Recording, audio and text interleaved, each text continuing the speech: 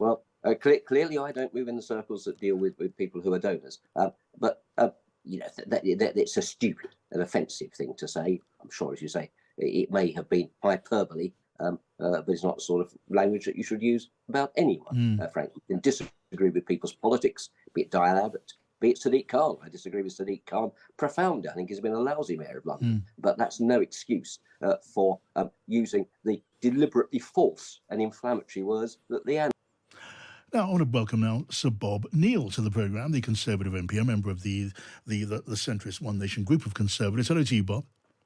Hello, John. How are you? I'm well. I hope you are well. Are you well after seeing Lee Anderson defect to Reform? Was that a deadly blow to your party? No, it's not at all. You never like to see somebody walk away from the party, but he's been edging out of the door for months now. He's been so semi-detached. It comes as, frankly, as no great news. And I think it'll be a 5-minute wonder, frankly. Really? So was it a mistake then, Bob, to make him deputy chair of your party in the first place? And what does it say about the Prime Minister's judgment?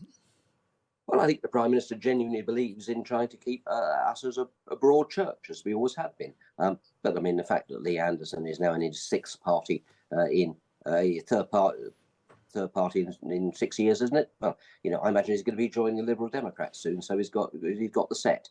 He's got no credibility at all. Okay, but Lee Anderson, Bob, has defected. So, well, a Braverman who was put there, largely as a signal to the right wing of your party, well, she is now out of the cabinet and kicking up, all sorts of rebellious dust in the wings. The Prime Minister does seem prone to appointing right wing loose cannons, doesn't he?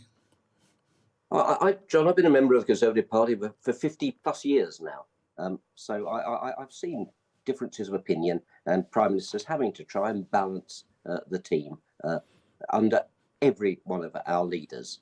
And sometimes those people repay the trust that's placed in them. Sometimes they don't.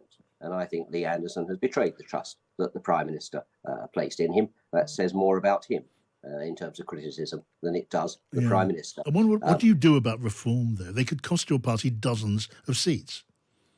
I think we have to be careful not to overstate Reform. They will, of course, be, to use the Life of Brian phrase, they are the classic splitters. And they certainly would hand potentially some seats to Labour at an election. That's why I'd urge any Conservative to, if you want to see a Conservative government, if you want to give out a Labour government, to stick with the plan, to stick with the Conservative Party. But it's also worth remembering that the Conservative Party has been the most successful political party over 200 years because it has never moved to extremes. It has always been a party of the centre-right. Yes. And the two bits, centre as well as right, are equally important. Okay, well, with that in mind, I'm interested just in your view on this report surfaced in the Guardian newspaper, which says that your party's biggest ever donor, Frank Hester, £10 million to your party over a year. He reportedly said that Diane Abbot, and I'm quoting, makes you want to hate all black women, said she should be shot. I don't imagine that was meant literally, but you heard those comments which have been reported. What did you make about that? Well, I mean, first, I haven't seen the report either. And in all truth, I never heard of the gentleman, even though I've been a Conservative MP. Sounds like quite an important gentleman to your party, doesn't he? Well, clearly I don't move in the circles that deal with people who are donors. But it's a stupid and offensive thing to say. I'm sure, as you say, it may have been hyperbole, but it's not the sort of language that you should use about anyone, frankly. You can disagree with people's politics, be it Diane Abbot, be it Sadiq Khan. I disagree with Sadiq Khan profoundly. I think he's been a lousy mayor of London. But that's no excuse for using the deliberately false and inflammatory words that Lee Anderson did against him. So that's never appropriate under any circumstances. Let's fight our enemies on clean ground, on the honest disagreements of policy and show them up for where they're wrong, but not through that sort of type of divisive. Are you then, Bob, are you worried about this redefinition of extremism? We've got a new definition coming Thursday, apparently. It's been criticised from left and right wings now, saying it could be, a threat to free speech. Do you share that worry? Well, I think we have to look at it carefully, but updating the definition isn't unreasonable. And there is a serious concern. I don't dismiss at all the points that were made earlier that people do have a real concern about the way demonstrations for legitimate free speech are hijacked by extremists. I do think they have real concerns about the police maybe not being given the political support in London that they should have to crack down on this. And I do think we need to make sure that we don't tolerate any, if you like, an incremental growth of accepting extremism through not standing up to it. But you don't want to threaten free speech either, do you, Bob? I mean, your party traditionally, and you yourself, has defended free speech as a principle. Yeah, absolutely. And generally, that's the premise. So we should only limit free speech to the extent that's necessary and proportionate. It's not an absolute right, free speech, never has been, isn't under any legal premise, nationally or internationally. But the premise is that's your starting point, and you only limit it when it's necessary and proportionate. And that's the test I'll apply to looking at these proposals. All right. So, Bob Neill, always a pleasure. Thank you for coming on. Now, let's round it all up with our political editor, Kate McCann, who's on the line. Hi to you, Kate. Hi, John. Kate, tell me your thoughts then on the defection of Lee Anderson. Give me your appraisal. Yeah, I was at that event this morning, and I have to say there was quite a strange feeling there in the room, John.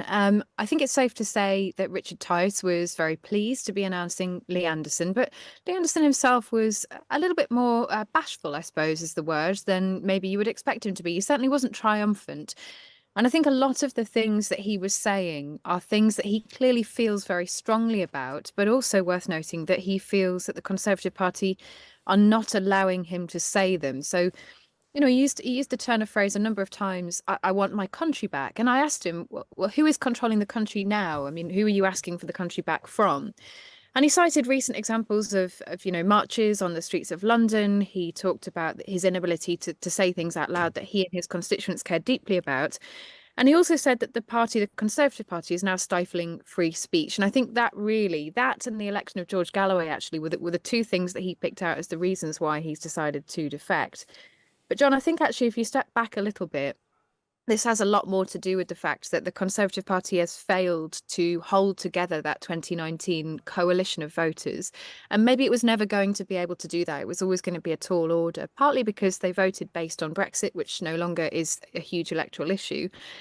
But in acknowledging that today, what Lee Anderson has done is sort of broken down another barrier, if you like, for those Tory MPs within the party who feel that Rishi Sunak needs to address this by delivering a new sort of platform for them at the election. And as yet, he hasn't really been able to do that. So it's a little bit worrying politically for Rishi Sunak, even if we're not likely to see a defection of 8-9 more Tory MPs in the next couple of months. Yeah, I wonder if we'll see any more. I mean, maybe we can't know, but Richard Tice, and he would say this, wouldn't he? He said, well, he fully expected more defections. Are there any whispers, credible rumours, such a thing might happen?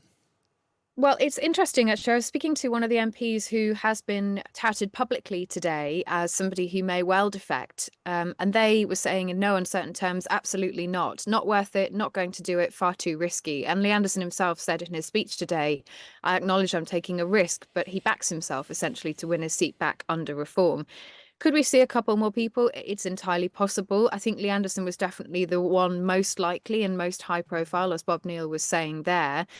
I think the calculation many of them are making is, would I win my seat again under reform? And if I did, what would be the point in a way? Do I want to remain a part of the Conservative Party or not? And, Lee Anderson has a number of special reasons why he feels that he's been shut out of the party. And perhaps it's easier for him to defect because he's done it before. He moved from Labour to the Tories. Remember, for some Conservative MPs, this is not something they would ever consider because they feel so strongly ideologically that they are Conservative. I think the problem, and I'll go back to it again, is that there is now a sense in Westminster, even if we don't see defections, that Rishi Sunak is in a bit of political trouble. He hasn't managed to find an answer to that question of how to hold the 2019 group together. I don't mean MPs, I mean voters in the country. And in not doing that, he needs to pitch to either a different group of Tories, the base, or find an entirely different electoral message. And I think over the last couple of months, that's been very confused. The party's lost faith in that, and they are starting to worry a little bit. Now, some are just saying, well, I'm going to give up. I'm going to lose my seat. I'll find a different job. And others are thinking, well, is there another way forward, either through a leadership election with a Tory candidate or perhaps even another party? Well, it's a pretty bleak analysis. Kate for the Tories. Kate McCann, great to have you with us. Let's talk again, Kate, after 7 on Pinar and Friends.